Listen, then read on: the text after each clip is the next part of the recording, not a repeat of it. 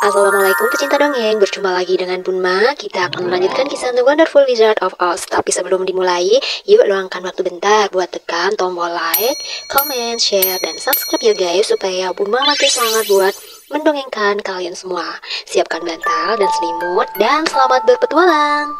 Bagian ketiga, Dorothy menyelamatkan boneka jerami.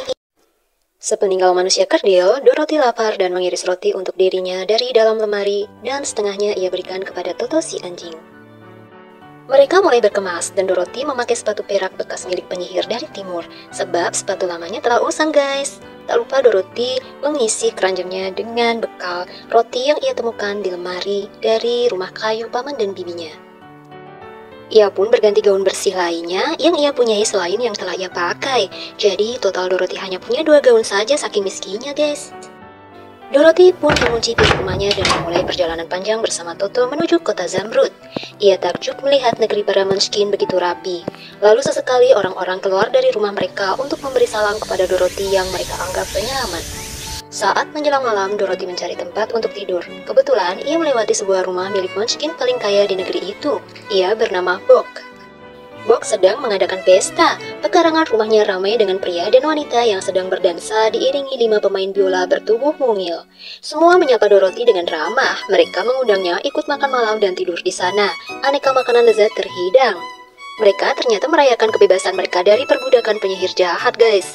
Keesokan paginya, Dorothy pamit, lalu melanjutkan perjalanan ke kota Zamrud. Setelah beberapa kilometer berjalan, Dorothy ingin beristirahat. Ia memanjat puncak pagar dan duduk. Di balik pagar ladang jagung terhampar luas. Tiba-tiba, ia menatap wajah boneka jerami yang aneh di atas pepohonan jagung dengan bantuan tonggak yang dipasang di punggungnya. Sebelah mata boneka jerami mengedip ke arahnya, lalu menganggukkan kepalanya. Dorothy kaget, ia tak pernah melihat boneka jerami seperti itu. Dorothy pun mendekati si boneka jerami. "Selamat siang," kata boneka jerami. Dorothy takjub, ia tidak menyangka boneka jerami itu juga bisa bicara. Setelah sedikit berbasa-basi, Dorothy meminta si boneka jerami turun. Tapi ia tak bisa karena punggungnya tertancap pada sebuah tonggak. Maka Dorothy pun melepaskannya. Wih, seru ya guys, coba komen jika kalian bertemu boneka jerami bisa bicara, apa yang akan kalian lakukan? Setelah mengucapkan terima kasih, boneka jerami kembali bertanya, "Siapa kau? Dan hendak kemana?"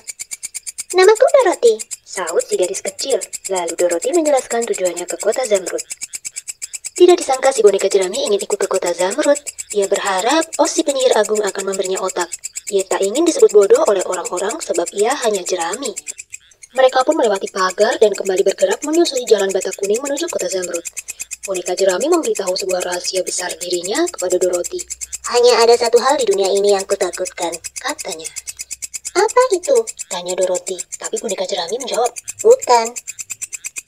"Lalu apa?" "Aku sangat takut dengan korek api yang menyala. Itu adalah hal yang paling aku takutkan di dunia." Bagian keempat, jalanan di tengah hutan. Beberapa jam kemudian, permukaan jalan mulai kasar. Berjalan kaki jadi begitu sulit, membuat boneka jerami tersandung-sandung bata kuning yang sangat tidak rata. Dorothy merasa lapar, ia pun menawari boneka jerami sepotong roti yang ia bawa di dalam keranjangnya. Tapi boneka jerami menolak.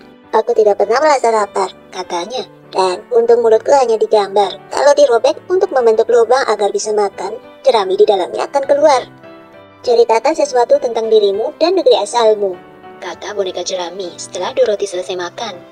Dorothy pun bercerita tentang Kansas yang suram serta bagaimana badai telah membawanya ke negeri Oz. Boneka jerami mendengarkan baik-baik, lalu ia bertanya, "Kenapa kau ingin pulang ke Kansas jika di sana suram dan memilih meninggalkan negeri yang indah ini?" "Itu karena kau tidak punya otak," sahut si gadis kecil. "Sesuram apapun kampung halaman, manusia lebih memilih hidup di sana ketimbang di negeri yang indah. Tidak ada yang lebih baik selain kampung halaman sendiri." Boneka jerami menghela nafas. Dorothy memintanya menceritakan kisah sementara mereka beristirahat. Boneka jerami menatapnya dengan sinis, lalu menjawab, "Hidupku sangat singkat, aku baru dibuat kemarin lusa. Untungnya petani membuat kepalaku dan hal pertama yang dilakukannya menggambar telingaku sehingga aku bisa mendengar yang terjadi di sekelilingku.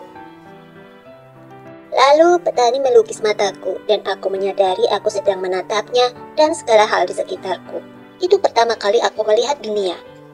Begitu seterusnya hingga aku punya hidung dan mulut. Tapi aku tidak langsung bicara saat itu. Aku tak tahu gunanya mulut. Para petani itu juga membuat tubuh, 2 lengan, dan juga kakiku. Dia akan cepat menakuti burung-burung gagak, kata si petani. Dia terlihat persis seperti manusia.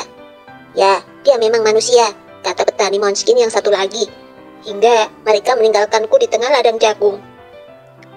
Aku bisa menakuti kawanan burung kecil, tapi tidak dengan para burung gagak. Mereka pintar. Dia bertengger di bahuku lalu berkata, "Aku ingin tahu apa petani pikir bisa mengelabuiku dengan cara konyol seperti ini. Kau hanya boneka jerami."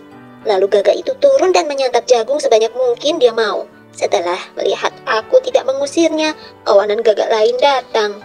Aku sedih. Aku bukan boneka ladang yang hebat, tapi gagak tua menghiburku. Ia berkata, Kau punya otak, kau akan jadi manusia yang sehebat mereka, orang yang lebih baik dari sebagian mereka. Otak adalah satu-satunya hal yang berharga di dunia ini. Itulah kenapa aku ingin punya otak. Beruntung kau datang dan aku yakin Oz penyihir agung akan memberiku otak begitu kita tiba di kota Zamrud. Pungkas boneka jerami mengakhiri kisahnya. Baiklah, ucap gadis kecil. Ayo kita pergi. Dia pun menyodorkan keranjang kepada boneka jerami, sebab boneka jerami tidak bisa merasa lelah. Hari semakin malam, mereka tidak bisa berjalan dalam gelap. Walaupun si Toto, anjing Dorothy bisa melihat dengan baik dalam gelap. Begitu pula boneka jerami. Dorothy menggenggam satu lengan boneka jerami. Dia meminta boneka jerami mencari tempat untuk bermalam. Tak lama, mereka menemukan pondok kecil di sebelah kanan.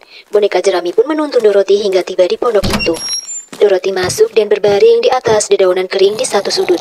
Dia langsung tidur lelap bersama Toto di sampingnya. Boneka jerami yang tidak pernah lelah berdiri di sudut lain dan menunggu dengan sabar hingga pagi datang.